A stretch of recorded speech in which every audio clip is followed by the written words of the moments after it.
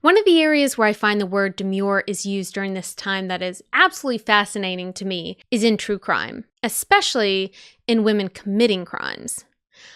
Allegedly.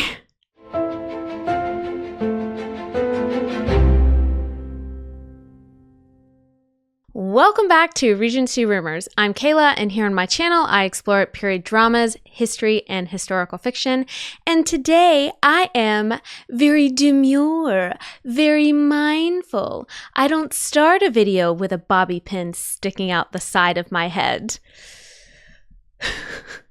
In today's video, we're going to be exploring the TikTok trend being demure, where it came from, why Victorians were obsessed with using it to describe shy, quiet, reserved women in literature, entertainment, and the news. My last two videos were a bit heavy. One was on the problem with plus-size characters in period dramas, and the other was on domestic violence in Anne Bronte's The Tenant of Wildfell Hall. So in this video, I was determined for it to be a lot lighter and more fun, and it definitely is going to be, but when I started looking into what demure meant, it pretty much was a term used quite extensively for women and how that related to their restricted lives in the Victorian era. And I was like, oh, goody. But to be honest, when you're exploring history, you're going to find hard truths wherever you look. It was a dumpster fire then, and it's a dumpster fire now.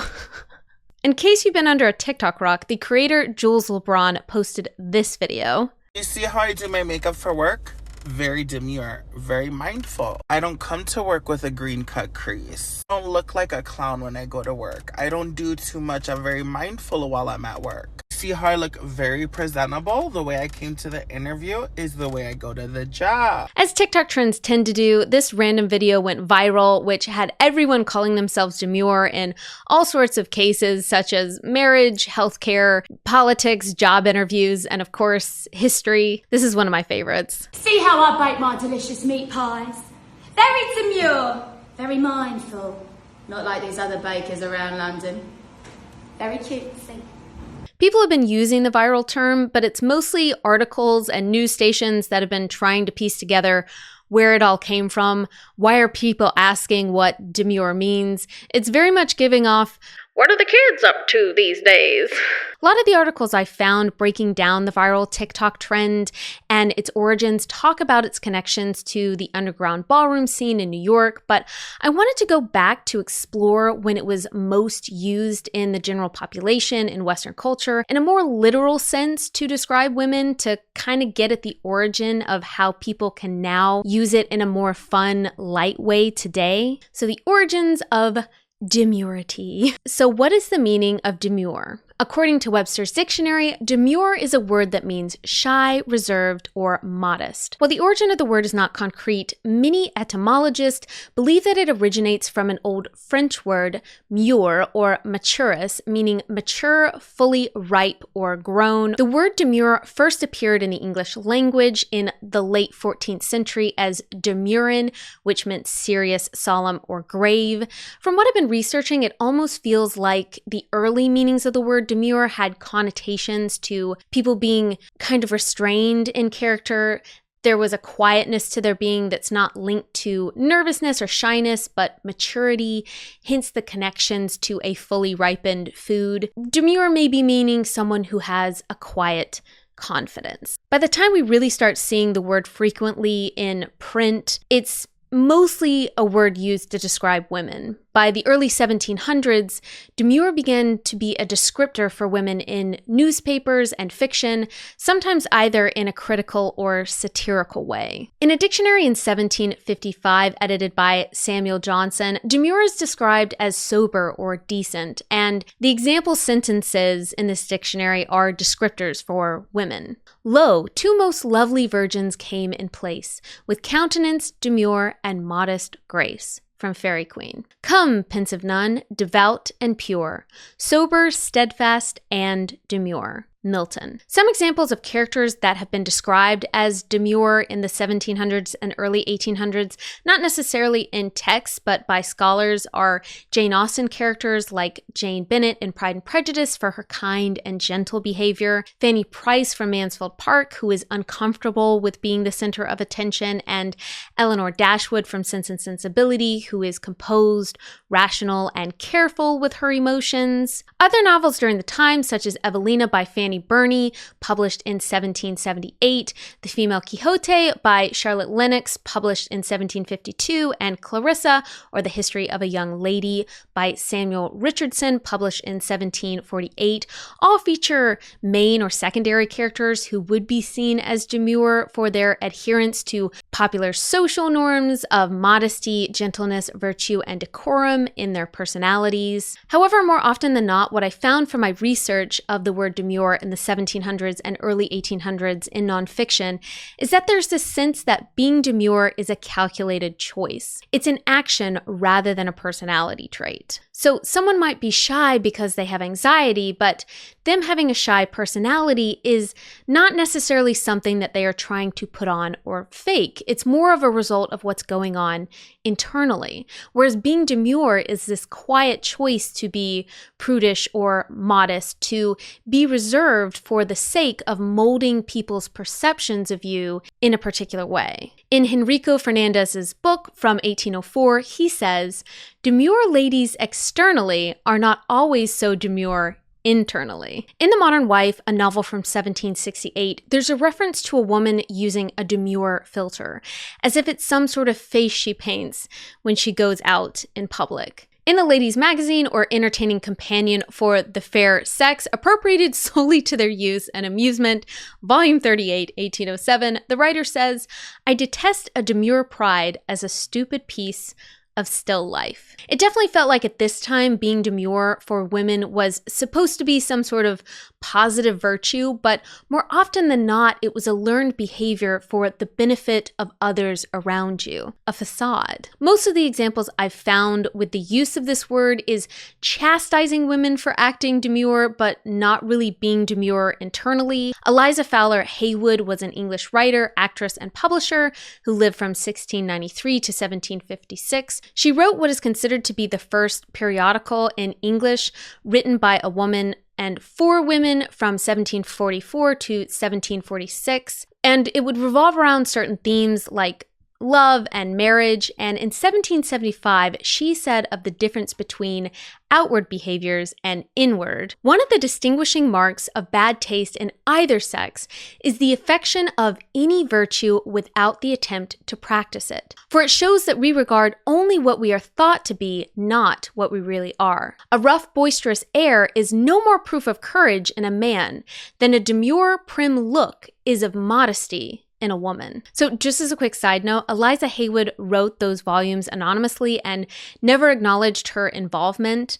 I'm really considering doing a video on real life examples of Lady Whistledowns from Bridgerton, because I think this kind of thing is fascinating, and I'd love to kind of do a deep dive into women who had to write under these circumstances like the Brontes. So if people are interested in a video like that, let me know. What I gather from this time period is that while demure was intended to describe a well-behaved woman in the 18th century, those who adhered to the ideals of chastity, humility, and meekness, it was often used with an awareness that this behavior was carefully curated. Women adopted a persona of demure not just out of genuine virtue, but as a means of navigating a society that imposed strict punishable behaviors on them. This behavior was often a survival strategy, and a world where deviations from such norms could have serious consequences. On to the Victorian Age, where demurity, demurcy, demure core was often used a lot more literally than it was in the Georgian period. During the Victorian era, there was a marked shift to more strict moral codes, an obsession with superstitions, and prudishness. Historian Harold Perkins said, between 1780 and 1850, the English ceased to be one of the most aggressive, brutal, rowdy, outspoken, riotous, cruel, and bloodthirsty nations in the world, and became one of the most inhibited, polite, orderly, tender-minded, prudish, and hypocritical. Like trying to describe society today with any sort of concrete absolutes, the Victorian period was complicated. There still was a level of brutality at the time: child labor, racism, slavery in the US. This was also the period where some of that stopped, so This was an era where middle to upper class people were concerned with having high morals, modesty, and purity. There was a lot more religious influence, sexual modesty, and emphasis on etiquette and manners amongst the upper class. There were stricter expectations around fashion, especially for women. Women were idealized as the center of domestic life, and the best of women were seen as dutiful, virtuous, and demure wives and mothers. Public displays of affection or crude subjects were avoided in polite society, and there was a strong push for moral reform in areas such as gambling, alcohol consumption, and education. In my last video, I talked a lot about how in the Victorian period, talking about private matters such as abuse or toxicity in a marriage was seen as tasteless or inappropriate, and women were meant to stay silent and compliant in their marriages, even in the face of danger. Now, these rules didn't mean that things weren't still happening behind closed doors. Of course not. Often called Victorian hypocrisy, whether it be turning a blind eye to exploitation during the Industrial Revolution or enjoying a night out at a brothel, a lot of the morals that middle and upper class society abided by in public were forgotten by some in private. There was almost a sense that middle and upper class women were like porcelain dolls. There was an emphasis on women being fragile and angelic.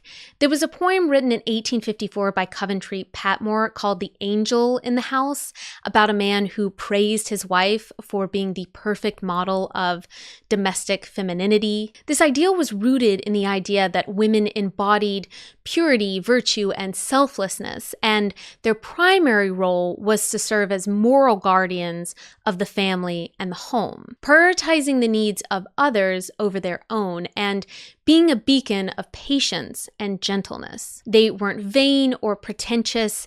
They were meant to be calm and composed and humble in all circumstances, and to not be interested in things that were outside of a woman's realm. Women outside of this stereotype were seen as fallen women or fallen angels who were morally corrupt or evil. Tess of the D'Urbervilles, or Tess of the D'Urbervilles, a Pure Woman, as it was called in the Victorian era, explores the concepts of these fallen women and society's treatment of them. Now, I am talking in stereotypes.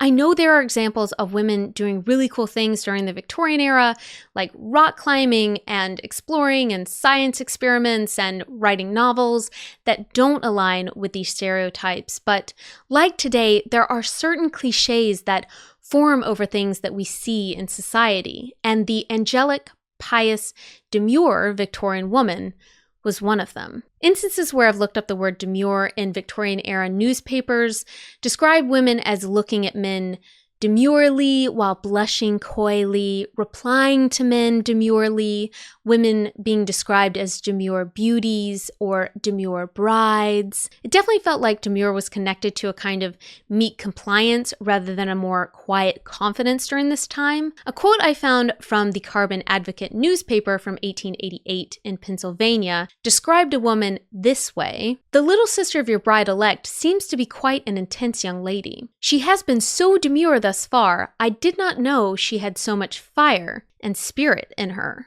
I think that this shows that being very demure during the Victorian era was less about having this tranquil self-assurance within yourself that is, about maturity or wisdom, but more about women being sweet and docile. Now, I did find evidence of men being called demure as well as children, so it wasn't just a term to describe women.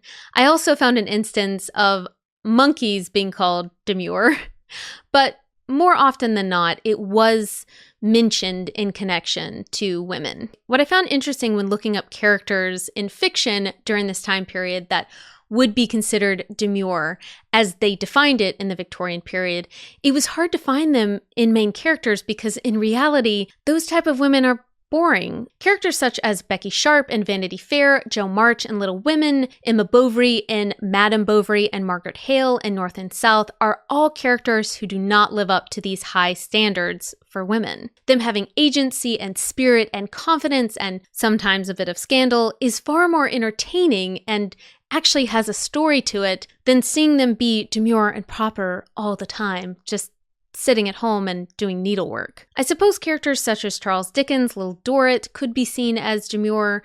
So could George Eliot's Dorothea Brooke from Middlemarch, although their appeasing, sweet, demure dispositions often didn't help their already sad situations. I think their demure dispositions kept them unhappy or gave them less agency in their life when they already did not have enough agency as it was. One of the areas where I find the word demure is used during this time that is absolutely fascinating to me is in true crime, especially in women committing crimes. Allegedly. So I found several instances of women being described as demure, either as witnesses to crimes or as suspects in murder cases. In 1805 in London, a domestic servant was accused of murdering her employee. Her name was Elizabeth Finning, and her demeanor on the stand was described as demure. She was accused of putting arsenic in dumplings and almost killing 3 people from the family that she worked for. As with modern court cases, her character was under a lot of scrutiny, with the defense delving into her personal life and insinuating that she was a loose woman. In a lot of publications, however, it showed that the general public believed she was innocent. Charles Dickens was one of the people that believed she was innocent and talked about it, and that was partly because of her demure, quiet, and genial temperament. Despite having several character witnesses attest to these admirable traits, she was convicted on very little evidence. However, this did result in an uproar about how investigations were handled at the time and the important results of an elaborate investigation into the mysterious case of Eliza Finning is considered to be one of the first big publications of investigative journalism, and it started to change the way investigations were handled. Later in the Victorian era, other suspected murderers such as Grace Marks, who was the inspiration behind Margaret Atwood's book, alias Grace, was described as demure, innocent, and meek. Also a servant, Grace was convicted in 1843 at the age of 16 of being an accomplice to killing her employer and the housekeeper where she lived in Ontario, Canada. She ran away with another servant, James McDermott, who shot their employer and dismembered the housekeeper. While it's unknown whether or not she took part in either of the killings, her demurity did not help her, unfortunately. She was convicted and spent 30 years behind bars, between prisons and mental asylums, with doctors examining her brain because her reserved demeanor came off as if she were an evil genius who masterminded the double murder, then feigned mental illness in order to avoid the gallows. Other murder suspects such as serial arsenic poisoner Mary Ann Cotton in the 1870s, Amelia Dyer, an infant killer in the 1890s, and Christina Edmonds, known as the chocolate cream killer in the 1870s, were known in the media for their humble, modest, demure dispositions, which in some cases helped them to stay under the radar and not get caught for their crimes for a really long time, as the general public didn't think that they were capable of such heinous crimes. Serial killer Mary Ann Cotton went undetected for years and ended up killing 21 people because those around her thought she was a quiet, unassuming woman. Researching this has had me in two minds. On the one hand, for some of these cases where these women were actual known killers, it allowed them to commit crimes much longer because of the perception that they were quiet or harmless, kind, calm, or well-bred women. Society underestimated them and put them in a little box, and boy did they show that women are multifaceted and not always very demure. On the other hand, women needing to use character traits such as being demure is still something that goes on today in courtrooms. Women coming across as modest, pitiable, or respectable is important in jurors not labeling them as promiscuous, wild, abrasive, or difficult. In the case of women like Grace Marks, we don't actually know if she was involved in that crime, but what we do know is that her being perceived as demure affected her case. Even when she was behaving demurely in a way that society expected of her, that was then analyzed as some sort of secret form of craziness or evilness. If she'd have been angry or outspoken or defensive or wild instead, I personally think it would have had the same outcome. She would have spent the majority of her life in prison. So while women were able to use the facade of being demure to their advantage as a social tool in a very literal sense in life and death situations,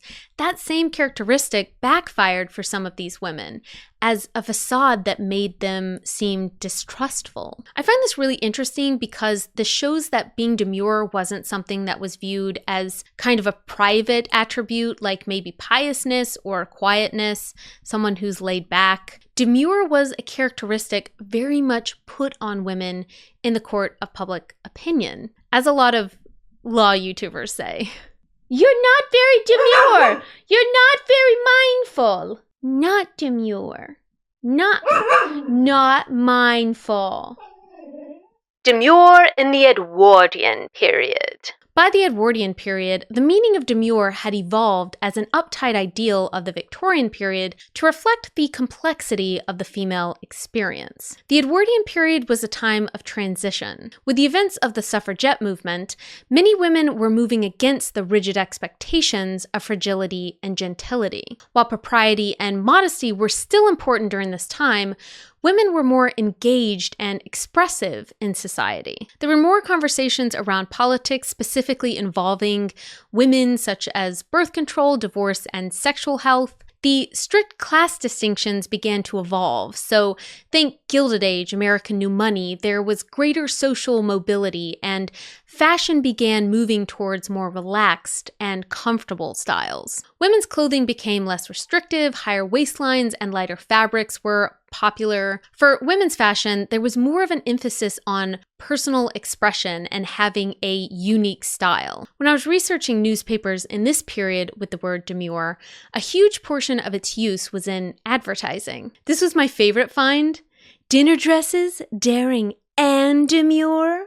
Lady Duff Gordon was a British fashion writer, and she used demure a lot as a fashion statement. She was using demure autumn before we were on TikTok. She said, "Seasons are the moods of fashion. There are demure seasons when all the products are dove-like and demure." Lady Duff Gordon is an interesting character. As a quick side note, she was on the Titanic when it went down and made some very unsavory statements in the lifeboats about, I think, her and her assistants' belongings or clothing sinking while people were dying. And then she had to testify about the events, which was all over the news at the time. Did I go down a rabbit hole about this? Yes, I did.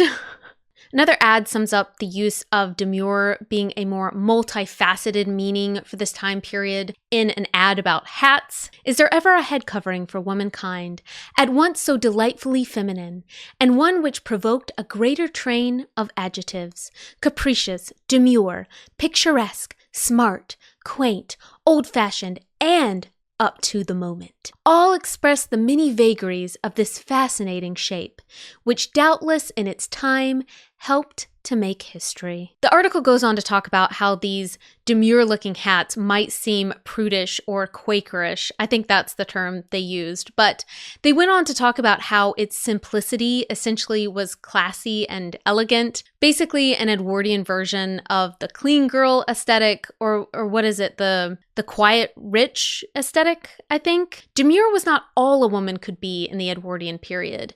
In a lot of these articles and ads, women are being creative, expressive, and experimental. They're having fun with their fashion. In the Edwardian era, there's a confidence and a charm to being very demure that wasn't really seen in the Victorian era. Demure's evolution. With the meaning of the word demure slightly evolving in the Edwardian period to include a kind of fashion description and self-expression that one could pick up or put down with the changing trends, it's no wonder that the term later had ties to drag and runway culture. In performance art, the term demure is more than just an adjective. It's a tool for commentary, humor, and performance. It allows performers to play with societal norms, challenge expectations, and entertain, all while making the statement about the performative nature of identity. Now the term demure can be used more in relation to aesthetic or a persona, rather than an enforced character trait for women. The broad meaning of the word demure is not just a concept in Western societies, but across the world. In Asian cultures, there's not a direct equivalent to the word demure in languages such as Japanese or Korean, but there are similar words that are used frequently to describe women's behavior, especially in public. Geishas are often seen as embodying a demure demeanor through their controlled, modest behavior, refined movements, and reserved yet elegant decorum through events such as tea ceremonies. In Disney's Mulan, which is about a Chinese heroine, there's this quote that's been going around on TikTok when Mulan is trying to train for meeting a matchmaker,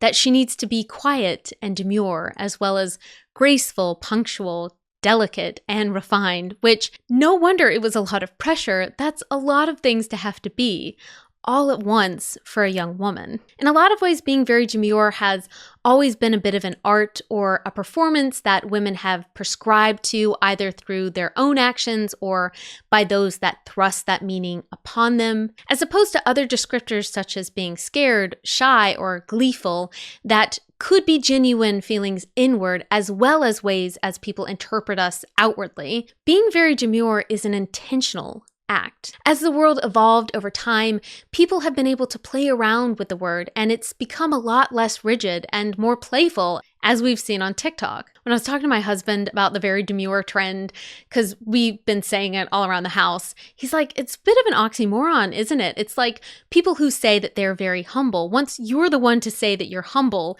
isn't that an indication that you're actually not? He was like, being demure, someone else has to say it about you, because if you do it, then it takes away the coyness and the reserved, quiet aspect of the word out of it. But to me, that kind of proves the point about demure being an act, a facade. Now that the word has come back around, it no longer needs to be used to describe a well-behaved woman, but it can be part of a persona or a fashion aesthetic or a vibe that you walk into an interview with. You can put funny videos online saying that you're very demure with the activity that you're doing that day, and then in the next breath, you can be in PJs and have messy hair. That's the beauty of language changing and trends coming and going, and groups such as women and minorities being able to use words like demure in a more playful way, rather than an oppressive one. So why is demure back around in the first place? How did it get trending? Well, part of it's because it's been out of the general lexicon for a while, so when someone uses the term again, it sticks out. In an article for Days, Nicole Holliday, associate professor of linguistics at the University of California, Berkeley, said of the word demure, "We're hearing tens of thousands of words a day, and the vast majority are very regular. We don't notice them. Demure sticks out because it's still not a very big proportion of what we're hearing, and the algorithm is siloing it. For whatever the reason, I, for one, am excited that this more vintage term has come back into circulation and is now a trend. Like Lady Duff Gordon said about seasons, apparently Brat Summer is over and now it's turning into Demure Fall, and I don't know about all of you, but I'm here for it.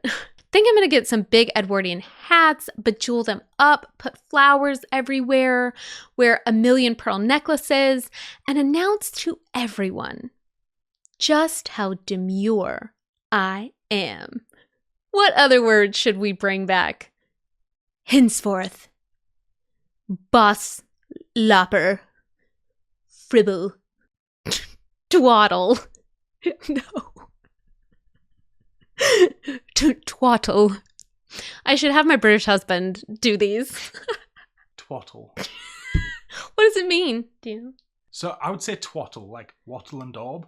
Okay. It sounds like the thing hanging back of your throat. Your tonsils. No, your tonsils are in your throat. Oh. The thing that hangs down. Or like the thing on top of a rooster. A twaddle is the thing on top of a rooster. Or gobbledy on a turkey. I looked these up as words that are out of the lexicon that we should bring back. I disagree. They look like awful words. Thank you for watching. If you enjoyed this historical gossip session, then I hope you'll consider liking and subscribing. I am a growing channel and I can't believe it. It's because of everyone that's been commenting and viewing and engaging in my last few videos that I've been able to think about the future of where this channel could go. But I work and freelance, so at the moment I'm able to put out a video once every 2 to 3 weeks. But my hope is that as this channel grows, maybe I'll be able to do more. So we shall see. If you have any historical video suggestions, please leave them down in the comments below. Bye!